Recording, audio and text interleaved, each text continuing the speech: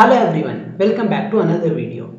So நீட்டில் பார்த்தீங்க அப்படின்னா கரண்ட் எலக்ட்ரிசிட்டியில் இதான் பார்ட் 3. இதுக்கு முன்னாடி பார்த்தீங்கன்னா 2 பார்ட் வந்து நான் அப்லோட் பண்ணியிருக்கேன். அந்த வீடியோ கண்டிப்பாக பாருங்கள். By ammeter which of the following can be measured. So எந்த நீட் கொஷினில் இதை விட ஈஸியான கொஷினில் கேட்கவே முடியாது. ஸோ அம்மீட்டர் வச்சு நீங்கள் என்ன மெஷர் பண்ணுவீங்க? ஸோ டைரக்ட் ஆன்சர் வந்து கரண்ட். ஓகேயா? The resistance of an ideal voltmeter is. இந்த கொஷின் பார்த்தீங்கன்னா ரொம்ப ஈஸியான கொஷின். இது உங்களுக்கு தெரிஞ்சால் போதும். ஐடியல் வோல்ட்மீட்டர் ரெசிஸ்டன்ஸ் பார்த்தீங்கன்னா இன்ஃபைனைட் அப்படின்னு சொல்லுவோம். இதே இந்த ஐடியல் அம்மீட்டர் கேட்டாங்கன்னா உங்களுக்கு 0. இது மட்டும் நீங்கள் ஞாபகம் வச்சுக்கோங்க. ஓகேயா? ஸோ ஐடியல் அம்மீட்டர்னு சொன்னால் 0, ஐடியல் வோல்ட்மீட்டர்னு சொன்னால் இன்ஃபைனைட். இது ஞாபகம் வச்சுக்கலாம். இது வந்து ரொம்பவே ஈஸியான கொஷின். ஏன்னே தெரியல, 2001 2000 கேட்ட கொஷின் ரொம்பவே ஈஸியாக இருக்குது. A beam of electron moving at a speed of 10 to the power of 6 meter per second along a line produces a current of 1.6 into 10 to the power of minus 6 ampere. The number of electron in the 1 meter of beam is. So question என்ன சொல்றாங்கன்னா, electron வந்து இந்த ஸ்பீடில் போகுது, 10 to the power of 6 meter per second ஸ்பீடில் இந்த electron வந்து travel ஆகுது. இந்த மாதிரி ட்ராவல் பண்ணுறப்ப பார்த்தீங்கன்னா அவங்க எவ்வளோ கரண்ட்டை ப்ரொடியூஸ் பண்ணுறாங்க அப்படின்னா, கரண்ட் வந்து பார்த்தீங்கன்னா 1.6 into 10 to the power of minus 6 ampere அளவுக்கு ஒரு கரண்ட்டை ப்ரொடியூஸ் பண்ணுறாங்க. த நம்பர் ஆஃப் எலக்ட்ரான் இந்த 1 மீட்டர் ஆஃப் பீம் இஸ் அப்படிங்கிற ஒரு டைரக்டான ஒரு கொஸ்டின் தான். ஸோ நம்மளுக்கு அது தெரிய வேண்டிய ஃபார்முலா என்ன?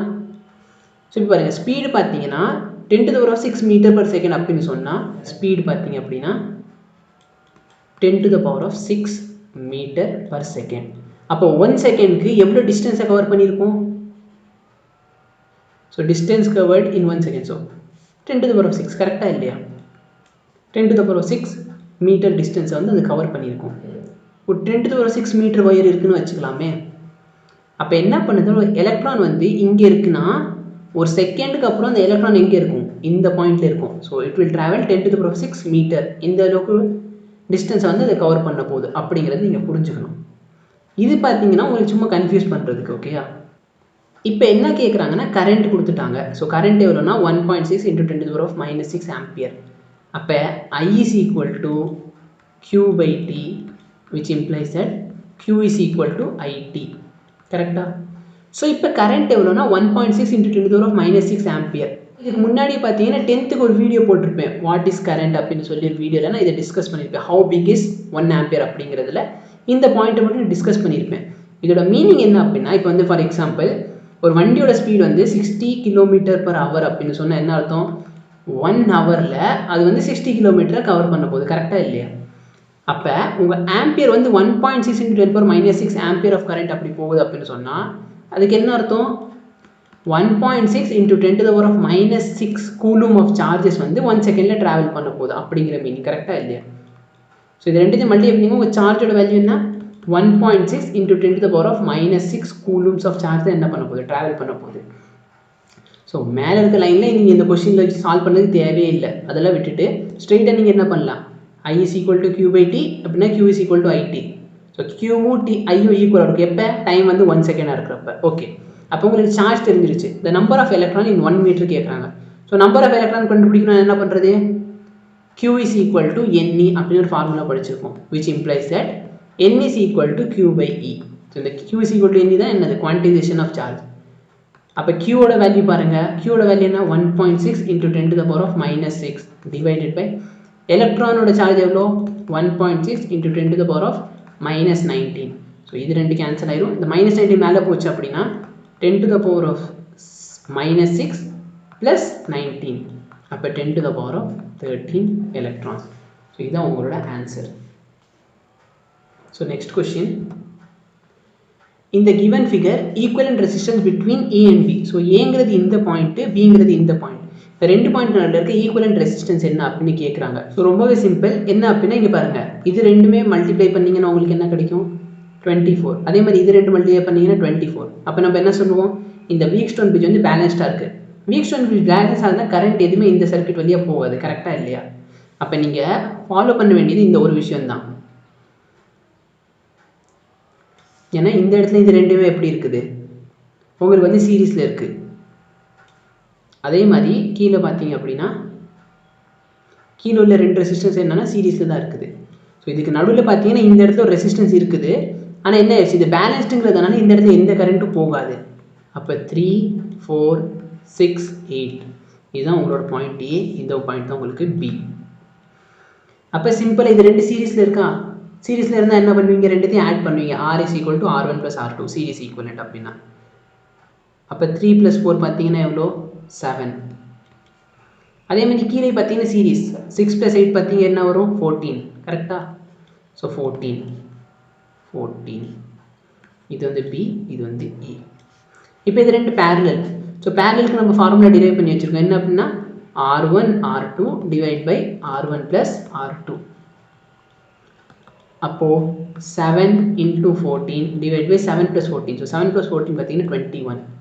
அப்போ 7 டேபிளில் கேன்சல் பண்ணிங்க அப்படின்னா 3, 14/3 இதுதான் உங்களோட ஆன்சர். ஸோ சப்போஸ் நீங்கள் வந்து 1/r is equal to அப்படின்னு கண்டுபிடிக்கிறீங்கன்னா ஃபைனல் பார்த்தீங்கன்னா இந்த இடத்துல உங்களுக்கு 3/14 வரும். 3/14 பார்த்தோன்னே இது மார்க் பண்ணக்கூடாது, ஏன்னா இது என்னது 1/r, உங்களுக்கு என்ன வேணும், r வேணும். அப்போ அதுக்கு ரெசிப்ரோக்கல் எடுத்தால் 14/3 தான் உங்களோட correct answer. A potentiometer consists of a long wire of length 4 meter and resistance 10 ohm. It is connected to EMF 2 volt. The potential difference per unit length of the wire is. So என்ன அப்படின்னா ஒரு potentiometer wire பார்த்தீங்கன்னா மொத்தம் 4 மீட்டர்னு சொல்லியிருக்காங்க. So 1, 2, 3, 4. So இதான் ஒரு potentiometer வயரோட length அப்படின்னு கொடுத்துருக்காங்க. இந்த பொட்டென்ஷியோமீட்டர் வயரோட ரெசிஸ்டன்ஸ் வந்து 10 ohm கொடுத்துருக்காங்க. ஸோ இந்த இடத்துல பார்த்தீங்கன்னா இது உங்களுக்கு தேவையே இல்லை. இந்த இடத்துல பார்த்தீங்கன்னா இஎம்எஃப் எவ்வளோ கனெக்ட் பண்ணியிருக்காங்கன்னா 2 volt இஎம்எஃப் கனெக்ட் பண்ணியிருக்காங்க, 2 volt.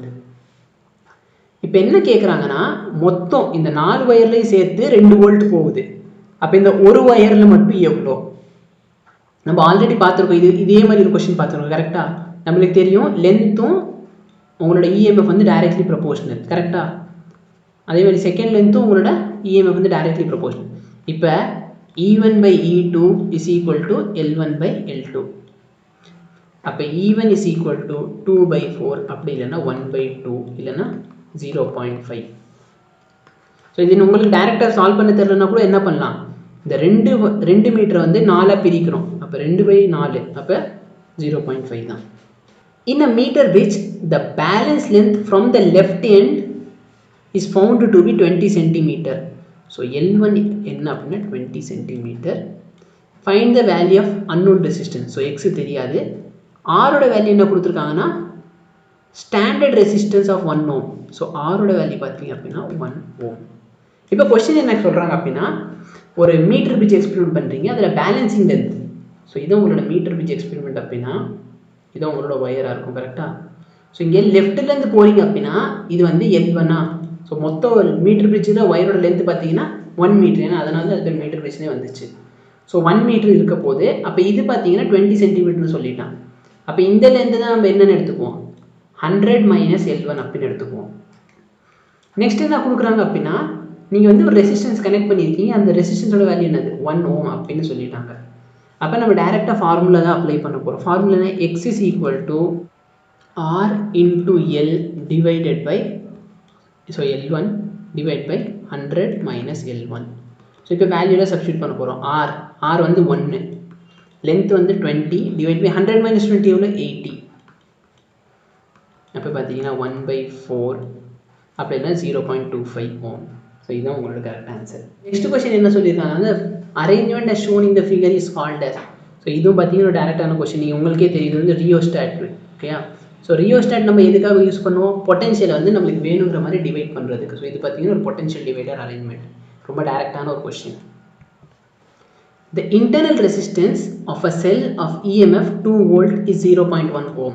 It is connected to a resistance of 3.9 ohm. The voltage across the cell will be.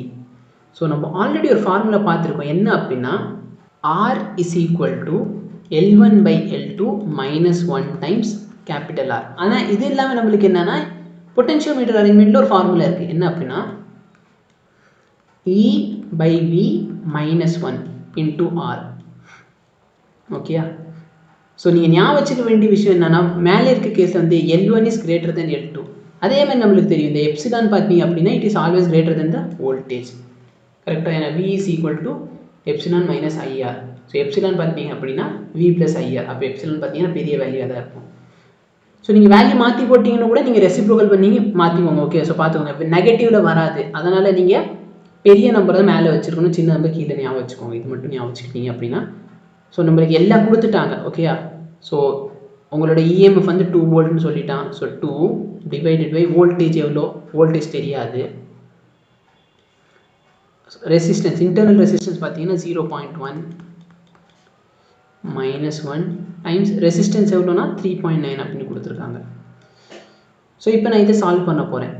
என்னோட 2/V -1 is equal to 1 divided by 39.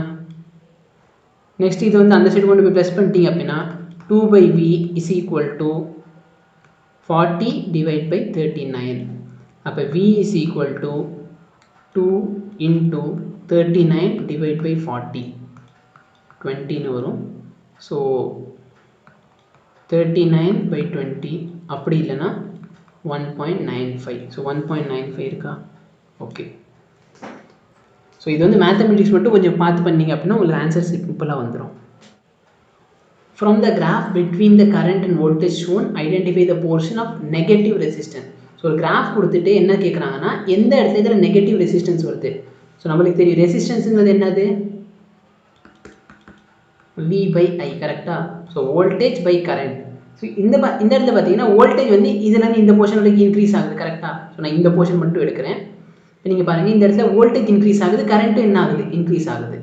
அப்போ இந்த இடத்துல பார்த்தீங்கன்னா சம் பாசிட்டிவ் வேல்யூ, ஏன்னா இன்க்ரீஸ் ஆகுது. அப்போ வோல்டேஜ் பாசிட்டிவ், கரண்ட்டும் பாசிட்டிவ். அப்போ இந்த ஆன்சர் கிடையாது, ஏபி வந்து கிடையாது உங்களுக்கு. நெக்ஸ்ட் பாருங்கள், பிசி எடுக்கிறேன். இங்கேயும் பார்த்தீங்க அப்படின்னா உங்களோட வோல்டேஜ் இன்க்ரீஸ் ஆகுது, கரண்ட்டும் இன்க்ரீஸ் ஆகுது. அப்போ இந்த பிசியும் கிடையாது. இப்போ பாருங்கள், இந்த இடத்த பாருங்கள், இந்த ட்ரையாங்கிளை பொறுத்தவரைக்கும் பார்த்தீங்கன்னா உங்களோட வோல்டேஜ் இன்க்ரீஸ் ஆகுது, ஆனால் கரண்ட் என்ன ஆகுது, டிக்ரீஸ் ஆகுது கரெக்டாக. ஸோ வோல்டேஜ் இன்க்ரீஸ் ஆனால் கரண்ட் டிக்ரீஸ். அப்போ some positive value divide by some negative value. அதனால் பார்த்தீங்கன்னா இந்த சிடியில் வந்து நெகட்டிவ் ரெசிஸ்டன்ஸ் இருக்கும். ஸோ நீங்கள் பார்த்தோன்னே சொல்லிடலாம் எந்த இடத்துல கிராஃப் வந்து இப்படி டவுன்வேர்டு வருது. ஸோ நெகட்டிவ் ஸ்லோப் இருக்கிற கிராஃப் தான் என்னது, உங்களுக்கு நெகட்டிவ் ரெசிஸ்டன்ஸை கொடுக்கும். What will be the equivalent resistance of the circuit shown in the figure between the point A and D? So ஏங்கிறது இந்த பாயிண்ட், டிங்கிறது இந்த பாயிண்ட்.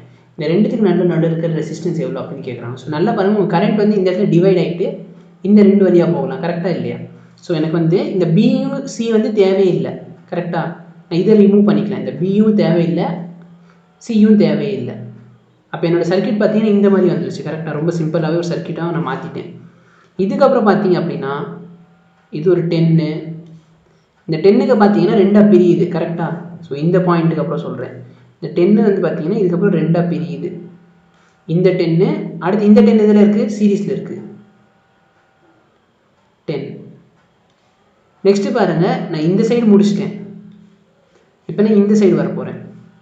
அப்போது 10 அகெயின் ஒரு 10. இப்போ நான் இங்கே வந்துட்டேன். இந்த ரெண்டுமே என்ன ஆயிடுச்சு, ஜாயின் ஆயிடுச்சு. அதுக்கப்புறம் பார்த்தீங்கன்னா இந்த 10, இந்த பாயிண்ட் தான் உங்களுக்கு டி, இந்த பாயிண்ட் ஏ, எல்லாமே 10 10 10 தான். அப்போ இது ரெண்டு இதில் இருக்குது சீரீஸில். அப்போ 10 + 10 என்ன 20. அதே மாதிரி இந்த ரெண்டு சீரீஸில் இருக்குது. அப்போ என்ன ஆகும் 20. அப்போ இது 10 20. ஸோ இந்த வேல்யூ 20. அதே மாதிரி கீழ் வேல்யூ என்னது 20. இது பார்த்தீங்கன்னா அகைன் உங்களுக்கு 10, இந்த சைடும் 10 தான். இப்போ பாருங்கள், இந்த 20 ரெண்டு பேரலில் இருக்குது. பேரலில் இருக்கிற 20 நீங்கள் ஈக்குவலேட் பண்ணிங்க அப்படின்னா உங்களுக்கு 10 வந்துடும். நீங்கள் ட்ரை பண்ணி பாருங்கள். அகைன் வந்து ஒரு 10. ஸோ 10, இது ரெண்டு பேரலல் காம்பினேஷன் ஈக்குவலேட் பண்ணி வச்சா 10, அப்புறம் ஒரு 10. ஸோ மொத்தம் 3 10, 10 + 10 + 10 மூணுமே சீரீஸில் இருக்குது. அப்போ 30 தான் உங்களோட ஆன்சர். உங்களுக்கு இந்த வீடியோ பிடிச்சிருக்கும் அப்படின்னு நான் நம்புகிறேன். உங்களுக்கு இந்த லெசனில் வேறு ஏதாச்சும் டவுட் இருக்குது அப்படின்னா நீங்கள் வாட்ஸ்அப் குரூப்லேயே எங்களுக்கு அனுப்பலாம். இதுக்கப்புறம் பார்த்தீங்கன்னா நெக்ஸ்ட் லெசன் தான் ப்ரொசீட் பண்ண போகிறேன். உங்களுக்கு இந்த வீடியோ வந்து யூஸ்ஃபுல்லாக இருக்குது அப்படின்னா இதெல்லாம் வந்து உங்கள் ஃப்ரெண்ட்ஸ்களையும் ஷேர் பண்ணுங்கள். சேனல் வந்து மறக்காமல் சப்ஸ்கிரைப் பண்ணுங்கள். தேங்க்யூ.